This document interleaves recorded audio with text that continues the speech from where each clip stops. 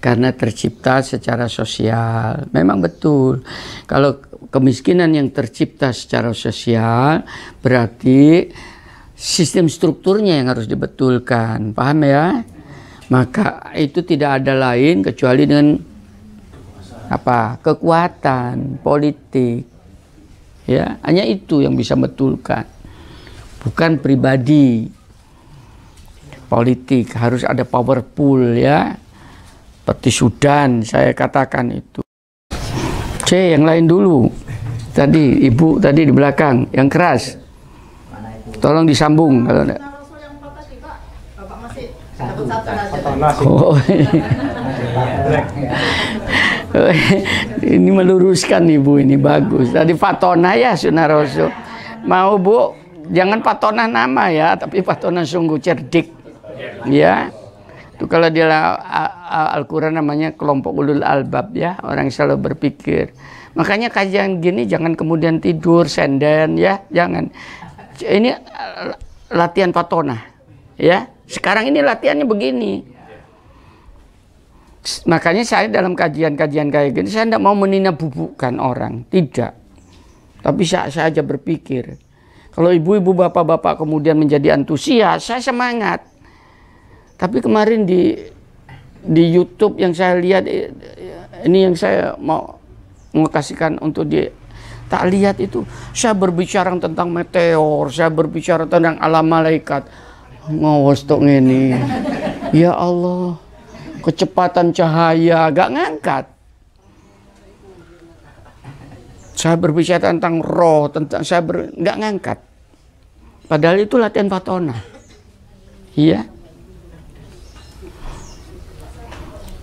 Dan itu tidak bisa diterangkan.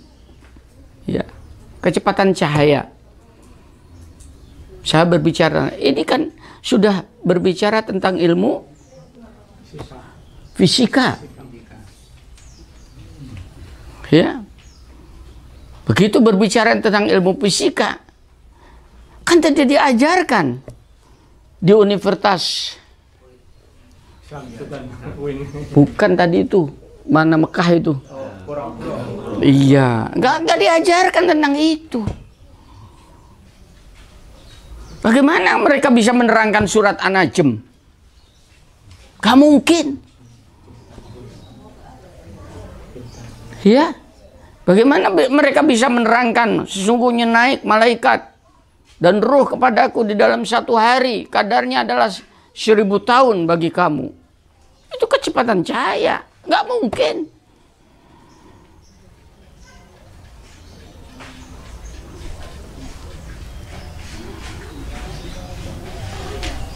Itu maksud saya. Makanya kalau ibu betul-betul mau belajar Quran, melakukan sunnah Rasul yang dinamakan Fatona itu tadi, ya itu menjadi cerdas. Ya, jangan kemudian ibu-ibu belum apa, sekarang malah tambah dimarginalkan lagi sekarang di dalam aliran. Betul ini jadi ajaran dan aliran. Habis jenggot, jidat, jadi hitam. Itu sama dengan tato, Bu. Haram. Tahu tato? Tato jidatnya itu. Karena memahamin bekas sujud itu tidak cerdik. Nah, ndak Fatona ya. Nah, akhirnya diadopsi begitu saja. Wajahnya jadi buruk.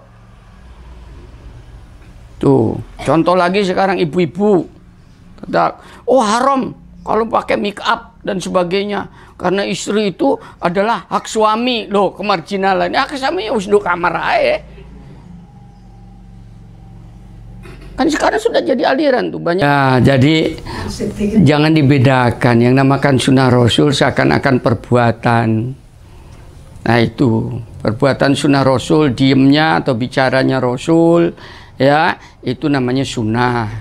Lalu sifat Rasul itu sendiri enggak, karena kena hadis lain. Gimana sih sebetulnya Rasulullah itu sifat tabiatnya? Jawab oleh Ibunda Aisyah katanya, ya Quran itu.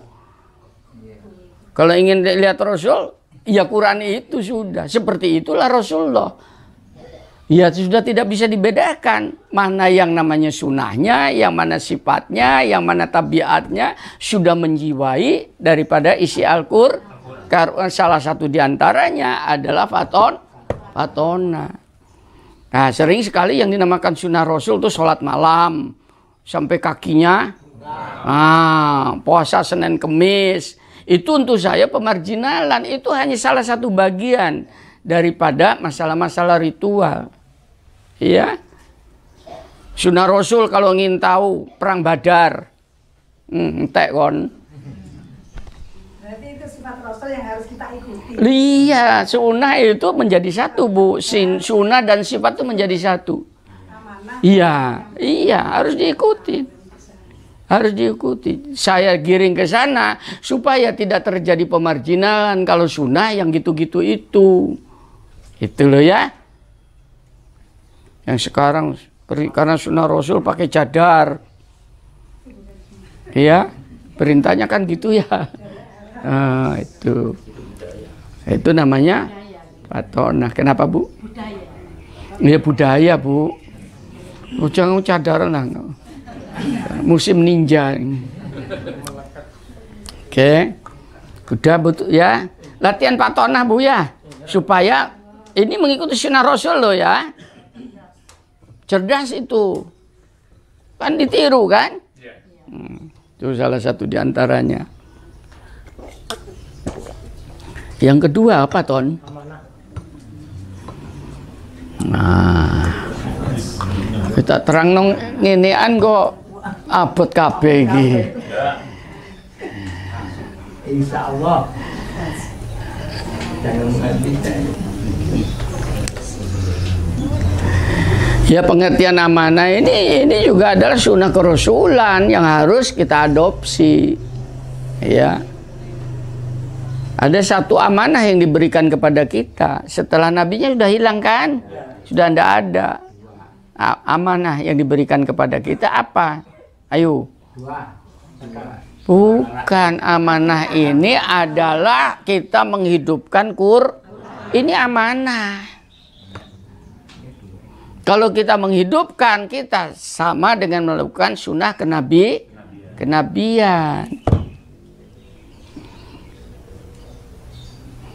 Ya, masalahnya sekarang menghidupkan Quran iki sing abot tadi.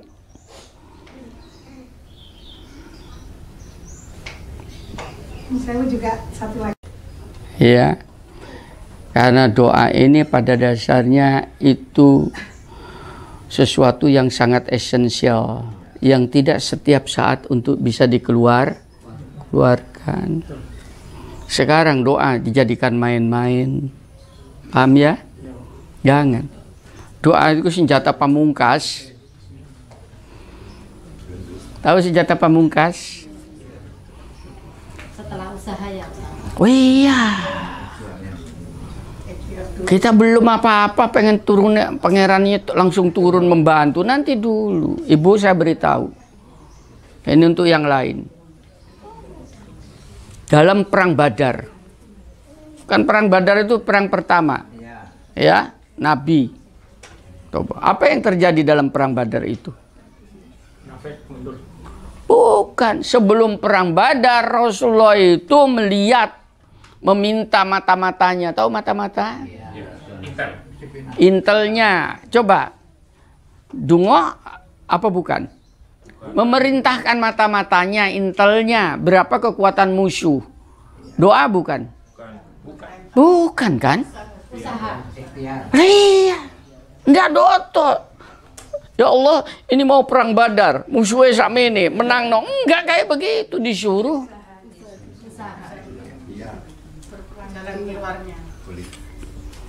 Bayangkan strategi militernya kayak begitu. Didatangin. Kalau didatangi tanya, ono pirang ewu, gak ada yang beritahu, gak ada yang tahu, enggak.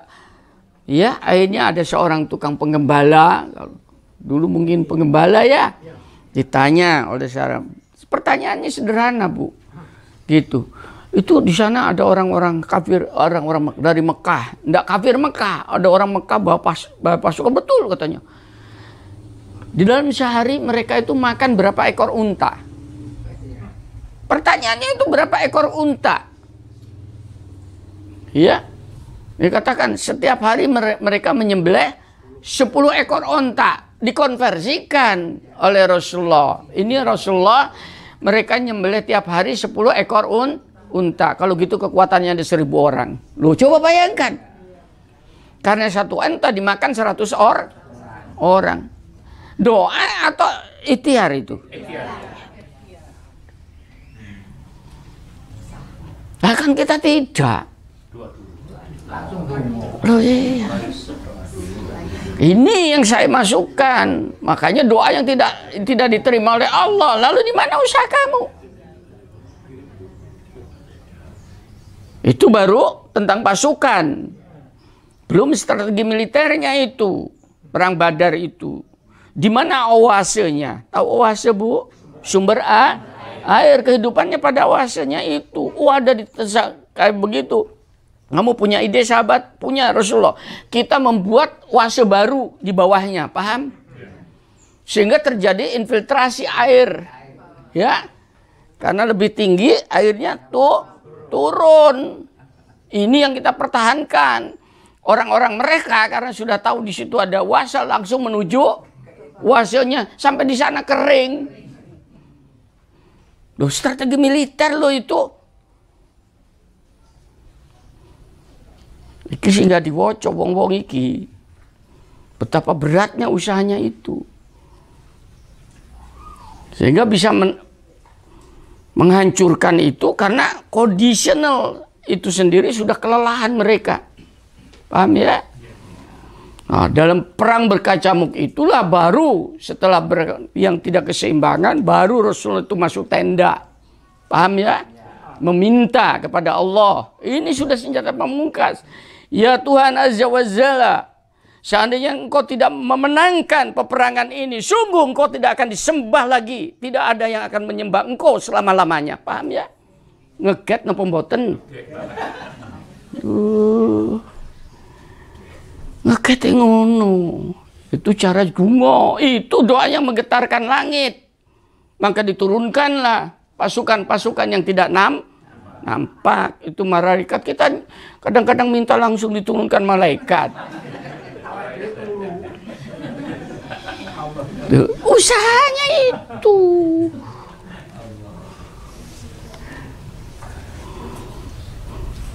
Contoh saja, Tuhanku panjangkan umurku, dibalikno kanggo apa?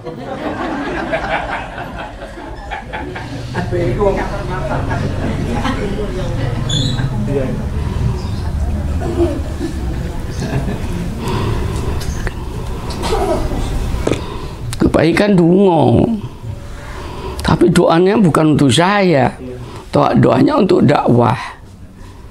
Ya. Ini saya beri contoh Pak Samsudin.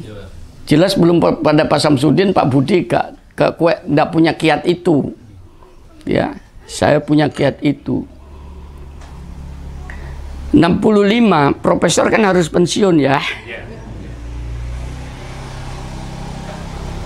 Kurang 1 tahun harus ngajukan pensiun.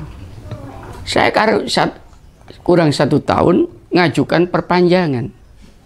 Bukan minta pensiun, tidak. Nanti Anda tidak tahu tujuannya. Pak Ika kegelem pensiun lain, perpanjangan. Jari ini rektornya, Pak Ika sudah tidak ada perpanjangan itu lagi Pak Ika. Karena peraturannya ini peraturan baru 65 ya pensiun Pak Ika dan macam-macam. Rektor lang ngono. Adik kelas saya, iki cacakmu sih ngomong. Udah kamu coba ini, apa peraturannya yang saya penuhin. Buku ada, riset luar negeri ada, sudah. Ajukan ke Jakarta, bukan kamu yang bisa menilai, tapi biar Jakarta, kementerian dan sebagainya. Anggap saja adalah sebagai uji kelinci percobaan saya. Bojone melok-melok. Ya betul bojonya itu istri. Iya Pak Ika wis gak ono iki. Mungkin ngomong-ngomong do omah ya. Ojo melok-melok kon. Iki gak iso. Itu Pak Ika khusus. Udah tak. Udah usahakan saya ikhtiar ya. Apa yang terjadi? Malamnya minta. Tuhan, di sana ada sekian ribu generasi. Aku untuk menyampaikan amanah keagamaan. Kalau aku harus berhentikan saat ini, sementara energi saya masih menggebu-gebu engkau beri, usia saya masih ada, sungguh menjadi muspro. Beri kesempatan proses ini jalan. Jalan, Bu. Langsung turun. Perpanjang 2 tahun. 2 tahun. Teman saya dari pihak langsung dipensiunkan. Baika 2 tahun. Perpanjang. Baru saya belum menjalani perjalanan itu tadi. 2 tahun. Peraturan baru langsung. Profesor sampai dengan 70 tahun. Belum Pak Ika mau pensiun 70 tahun. Kira-kira 2 tahun yang akan datang ini. Peraturan baru muncul lagi. Profesor begitu bisa perpanjang sampai 79 tahun.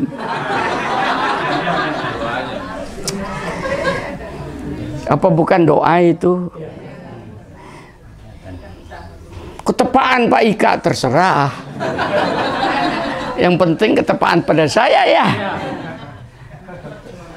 Kabul. Insya Allah itu namanya doa yang diterima. Bukan doa tertolak. Yang tadi itu pasti tertolak. Pas Bu ya.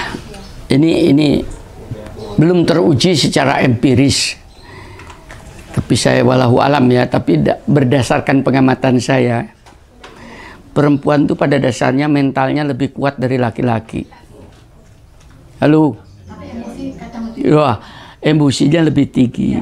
Tapi mentalnya sebetulnya lebih kuat dari laki-laki. Buktinya, coba banyak yang mati suaminya daripada istrinya.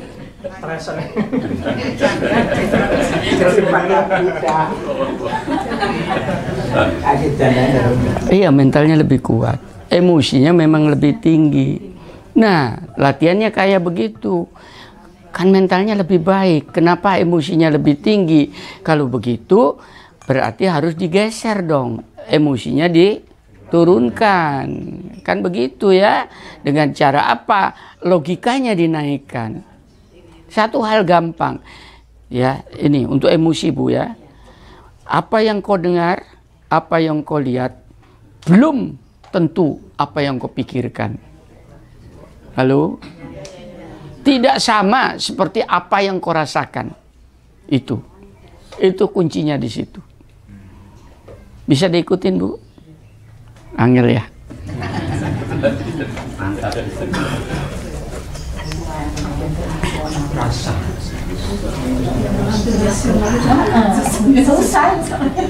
Susah ya? Iya berlatih Bu.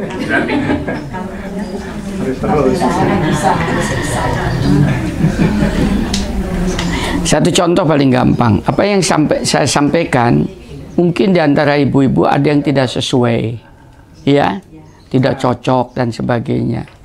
Yang tidak cocok itu sesuai, memang jangan dicocok-cocokkan, ya. Insya Allah Pak Ika yang benar. Sungguh. Insya Allah saya yang benar. Dari sisi apa? Ini rasionalnya ya.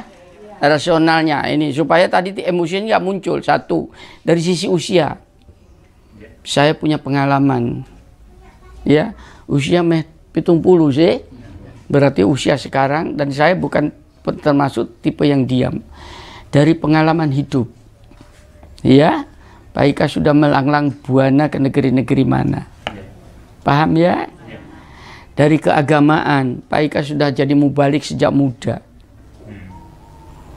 Saya sudah sejak muda pun dari mahasiswa pun saya sudah memberikan ceramah. Paling tidak di antara kelompok saya sendiri. Paham ya? Itu pun. Dari pengalaman intelektual, Pak Ika paling tidak saya riset setiap. Mau apa? Kebenaran mana lagi? Quran hampir setiap hari saya baca. Selama 15 tahun lebih ya.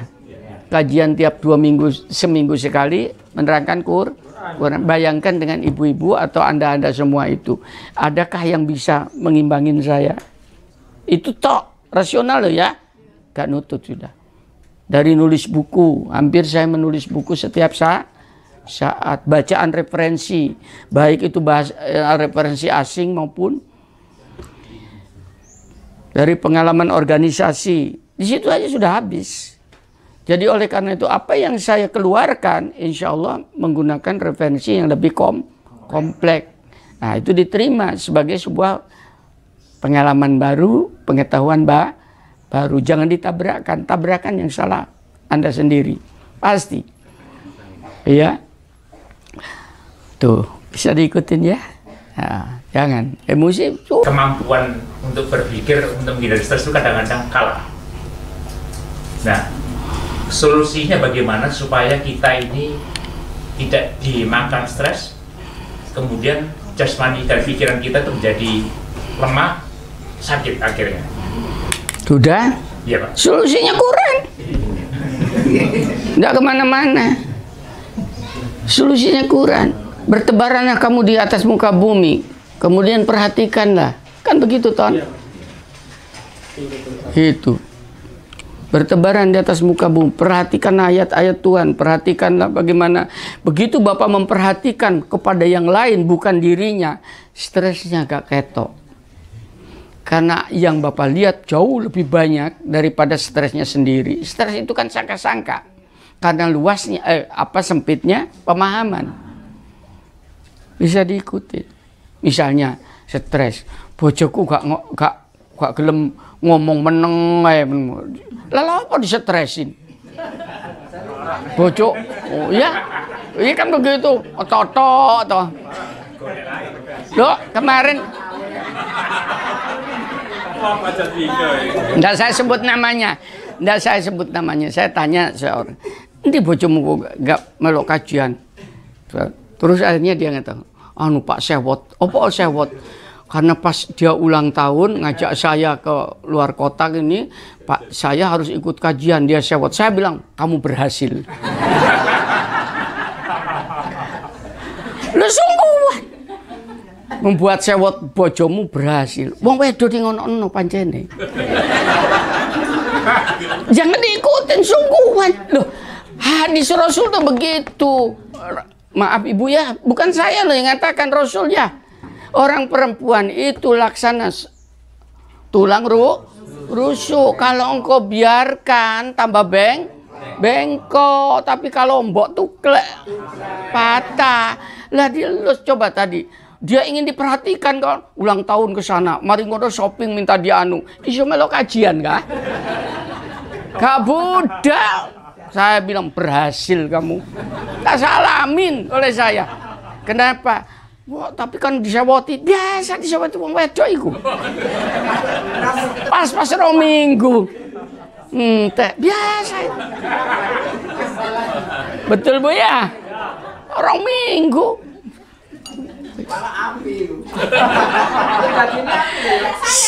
Saya terus terang aja kepada yang bersangkutan, kamu kok bisa berhasil kayak gitu? Berarti dia teguh pendiriannya. Iya, mari ngono sudah berhasil, ajak bojomu iku. Iya, pelan-pelan sambil meminta pada Allah. Bisa diikutin Bapak ya? Itu Quran itu. Saya enggak kemana-mana kok. Bapak stresan do omah, tinggalin Pak Omai. Melo Pak Ika mau kemana? Mau ke Bandung, melo. Mau ke Jakarta, melo. Iya? Rekreasi kemana mau? Tinggal bilang ke saya, Pak, saya stres terus di Sidoarjo. Bawa ajak rekreasi, mau nggak? Tinggal ngomong Pak Jito, mau kemana? Negeri mana yang kau ingin tuju? Dondi. Nah, wong-wong lah ngajak nang kuburan ya. Enggak saya. Ngapain? Tambah stres. Dungo suwe-suwe jangan. Sudah jangan kakek dungo sudah. Aku ridho kamu di atas muka bumi. Hidup seenaknya sudah. Aturan sudah ada. Paham ya? Yo, enak kan? Sungguh. Pak, saya ini pengen umroh Pak dan sebagainya. Tinggal ngomong dari Murjoko. Saya kemarin di Brawijaya juga, Pak Ika punya anu. Iya, tapi saya ini tergantung pesanan. Kalau ada 30 orang, saya berangkat. Saya bukan mencari duit di umrohan, ngapain? Iya. Kalian kalau travel kan mencari duit di situ ya. Saya enggak. Saya mengawal ibu-ibu, ngawal bapak-bapak supaya tidak salah di dalam manasiknya. Nah aku harus bolak-balik. Lalu apa golek duit saka kono? Udah, ojo stresan dah urip. Lalu di mana doa Kanjeng Nabi itu, ya? Baiti jannati, baiti jannati. Jadikan rumahku ini menjadi surgaku. Jadikan kehidupanku ini menjadi surgaku.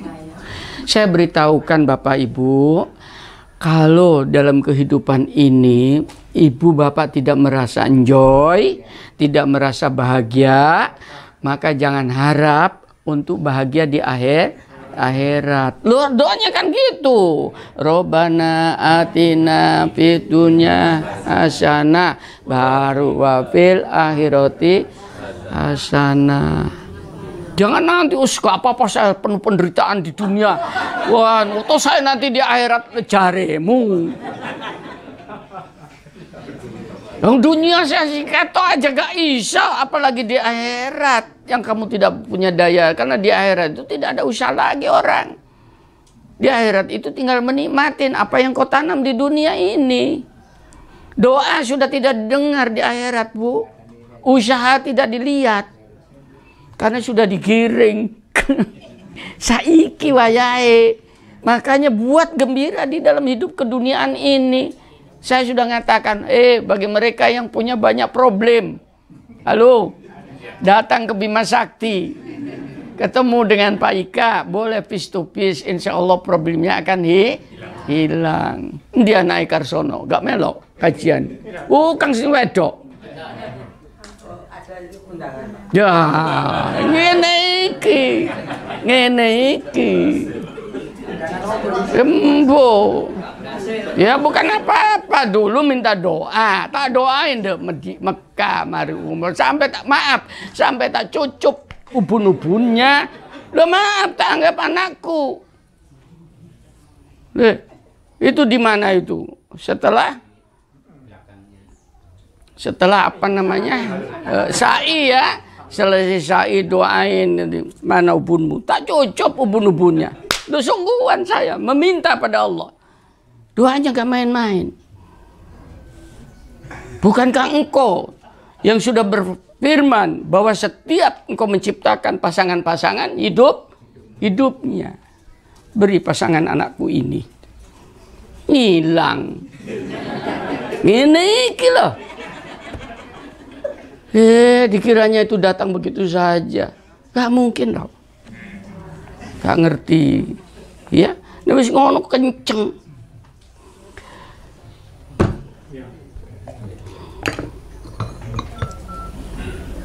Tapi tidak berhasil dapat aja. Kon dodolan tempe.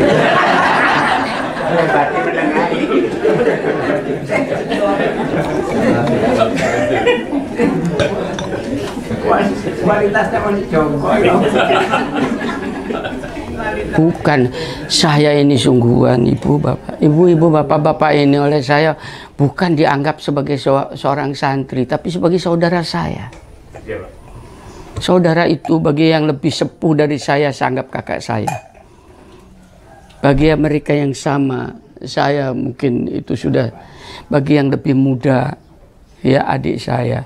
Bagi anak-anak mungkin saya anggap anak saya. Saya tingkatnya gitu. Karena itulah saya totalitas ngajak. Ojo, gak melo kajian ini silahkan itu pilihan Anda. Tapi ini dibombardemen dengan masalah, entek kon. Hanya ini jalan. Mau lari kemana? Iya? Gitu. Itulah tadi doanya itu. Saya dikasih usia, bukan karena hebatnya, enggak. Oleh Allah, saya dikasih usia itu salah satu diantaranya. Gowon misi agama iki. Anda kasih umur, kasih kesehatan, kasih kemudahan rezeki, kasih kemampuan untuk berbicara,